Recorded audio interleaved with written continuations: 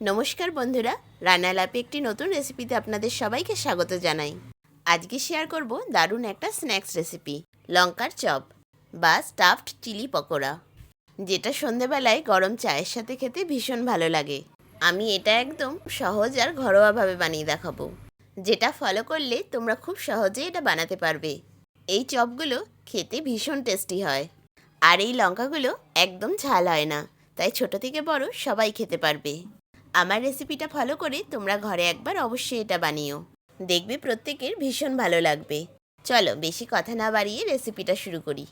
লঙ্কা chop বানানোর জন্য এখানে কতগুলো আমি বড় সাইজের লঙ্কা নিয়ে নিয়েছি। এই লঙ্কাগুলো বাজারে খুব সহজেই কিনতে পাওয়া যায়। এই লঙ্কাগুলোকে সম্ভবত যোধপুরি লঙ্কা বা রাজস্থানি লঙ্কা বলা হয়ে থাকে।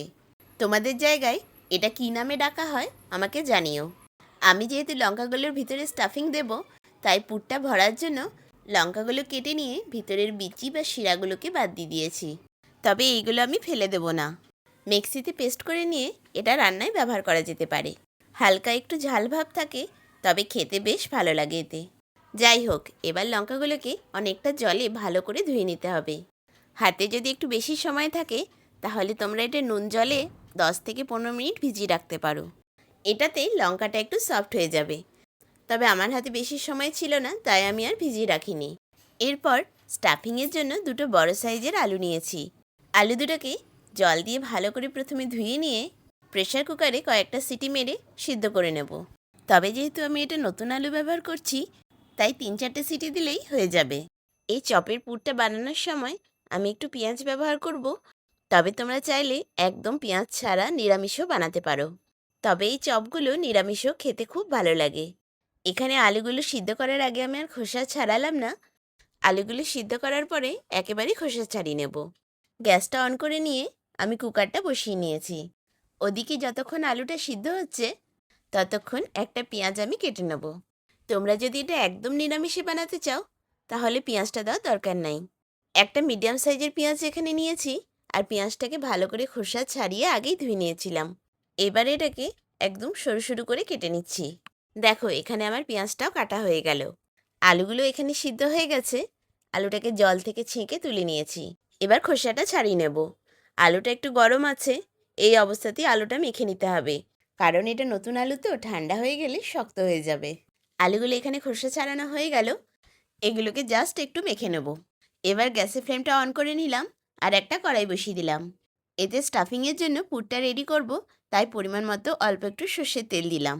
ফোড়নের জন্য এতে দিলাম অল্প একটু গোটা জিরে, একটু কালো জিরে, একটু হিং আর সামান্য একটু রাঁধুনি। রাঁধুনিটা একদম অপশনাল, এটা যদি হাতের কাছে না থাকে তাহলে দেওয়ার দরকার নাই।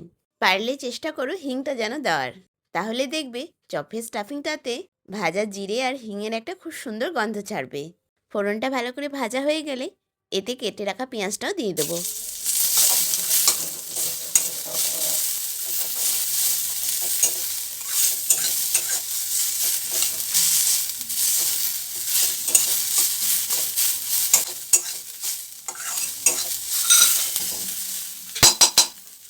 পেঁয়াজটা ভাজার সময়তেই যাতে একটু সফট হয়ে যায়, তাই একটুখানি লবণও এখন দিয়ে দিলাম।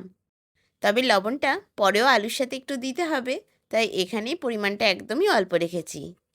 এবার পেঁয়াজটাকে একটু ভালো করে ভেজে নেব। পেঁয়াজটা যখন বেশ লাল লাল করে ভাজা হয়ে যাবে, তখন এই মেখে রাখা আলুটা দিয়ে দিতে হবে। বন্ধুরা, এতক্ষণ তোমরা যদি আমার রেসিপিটা দেখে থাকো তাহলে একটা লাইক কিন্তু অবশ্যই দিও। তোমাদের একটা লাইক নতুন ভিডিও বানানোর জন্য ভীষণ উৎসাহ দেয়। ফ্রেন্ডস আর ফ্যামিলির মধ্যে অবশ্যই শেয়ার করো, আর নতুন বন্ধু হয়ে থাকলে চ্যানেলটা সাবস্ক্রাইব করে আমার পাশে থেকো। আমি তোমাদের জন্য ভালো ভালো রেসিপির ভিডিও নিয়ে আসবো। আর বেল আইকনটা প্রেস করে রেখো, তাহলে আমি যখন নতুন ভিডিও আপলোড করব তোমাদের কাছে নোটিফিকেশন চলে যাবে।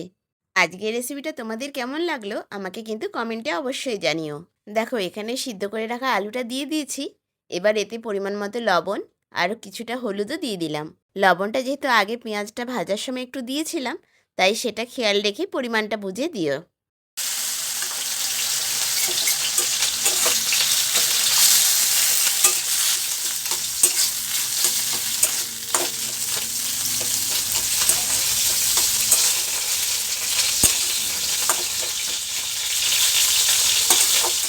আলুর পুরটা বানানোর জন্য এর সাথে আমি একটুখানি ভাজা মশলা আর সামান্য একটু জলও দিলাম। জলটা এখানে আমি দিলাম কারণ এটা নতুন আলু তো জলটা একদম টেনে নিয়েছে, না হলে জলটা দেওয়ার দরকার নাই। দেখো আলুর পুরটা অলমোস্ট রেডি হয়ে এসছে, তাই আমি এটাকে নামিয়ে নিলাম।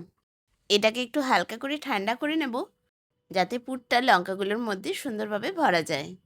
দেখো এখানে আমাদের স্টাফিংটা তো রেডি হয়ে গেছে। এবার এক এক করে লঙ্কাগুলোর মধ্যে বেশ সুন্দর করে ভরে নিতে হবে।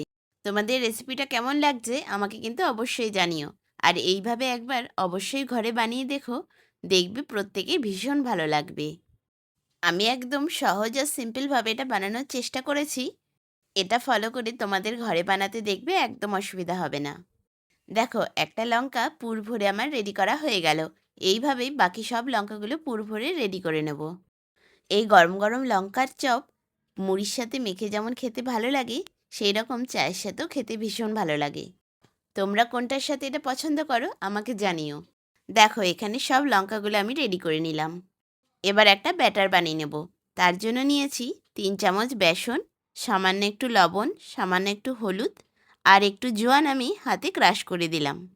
এবার এই ব্যাটারটাতে অল্প অল্প করে জল দিয়ে ভালো করে একটা স্মুথ পেস্ট বানিয়ে নেব। জলটা প্রথমেই একসাথে অনেকটা ঢেলে দিও না, তাহলে ব্যাটারটা পাতলা হয়ে যেতে পারে। দেখো এভাবে ভালো করে ফেটিয়ে নিয়ে মিডিয়াম থিকনেসের ব্যাটার বানিয়ে নিতে হবে। এরপর তোমরা কোন রেসিপিটা দেখতে চাইছো আমাকে সেটা কমেন্টে জানাতে পারো। আর তোমাদের যদি কোনো সাজেশন থাকে সেটাও আমাকে জানিও। দেখো ব্যাটারের থিকনেসটা ঠিক এই রকম রাখার চেষ্টা করবে, তাহলে দেখবে পকোড়াগুলো খুব সুন্দর ভাজা যাবে। এখন গ্যাসের ফ্লেমটা অন করে নিয়ে একটা কড়াই বসিয়ে নিলাম। এতে ভাজার জন্য পরিমাণ মতো সাদা তেল দিলাম। কড়াইটা বেশ ভালো করে ঘুরিয়ে নিয়ে তেলটা চারিদিকে বুলিয়ে নিতে হবে, যাতে তেলটা কড়াইয়ের চারিদিকে লেগে যায় আর বেশ ভালোভাবে গরমও হয়ে যায়। এবার ওই লঙ্কাগুলোকে ভালো করে ব্যাটারে ডুবিয়ে নিতে হবে, যাতে চারিদিক থেকে ব্যাটারটা লেগে যায়। তারপর গরম তেলে দিয়ে দিতে হবে। তবে এই সময় ভাজাটা একটু সাবধানে করো, কারণ লঙ্কাগুলো যেহেতু ফুলে আছে তাই ভেটে গিয়ে তেলটা ছিটা যাওয়ার ভয় থাকে। এই লঙ্কাগুলোকে ভালো করে উল্টে পাল্টে ভেজে নিতে হবে, যাতে ভিতর থেকে কাঁচা না থাকে। এই গরম গরম লঙ্কার চপ তোমরা কিন্তু আমার মতো করে একবার অবশ্যই বানিয়ে দেখো, দেখবে খেতে ভীষণ ভালো হয়। আর এটা বানানো কিন্তু একদম সহজ, দেখে নিশ্চয়ই বুঝতে পারলে। গরম চায়ের সাথে বা মুড়ির সাথে মেখে খেতে ভীষণ ভালো লাগে। আর লঙ্কাগুলো যেহেতু ঝাল হয় না, তাই দেখবে ছোটরাও ভীষণ পছন্দ করবে। আজকের রেসিপিটা তোমাদের যদি ভালো লাগে তাহলে একটা লাইক কিন্তু অবশ্যই দিও। নতুন বন্ধু হয়ে থাকলে চ্যানেলটা সাবস্ক্রাইব করে আমার পাশে থেকো।